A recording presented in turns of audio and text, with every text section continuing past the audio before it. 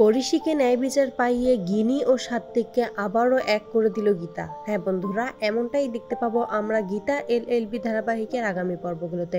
মনীষার স্বীকারোক্তি ও প্রমাণের ভিত্তিতে পড়শির করা গেসের উপরে ন্যায় বিচার পেয়ে যায় পরিশি। গীতা মনীষাকে বলে যে তুমি খুব ভালো একটা কাজ করেছো, নিজের দাদার কুকীর্তি সকলের সামনে আনতে সাহস দেখিয়েছো। তোমার মতো এরকম কজনই বা ভাবতে পারে, করতে পারে। তোমার জন্য আজকে একটা দৃষ্টিহীন মেয়ে তার পরিচারিকার জন্য ন্যায় বিচার পেল। মনীষা তখন বলে, আমি আগে থেকেই চাইতাম সকল সত্যি যেন সকলের সামনে আসে, কিন্তু আমি ছোট বলে আমাকে দমিয়ে রাখা হয়েছিল। শুধুমাত্র আপনার জন্য আমি আজ সকলের সামনে সত্যি আনতে পেরেছি, সত্যিটা বলতে পেরেছি।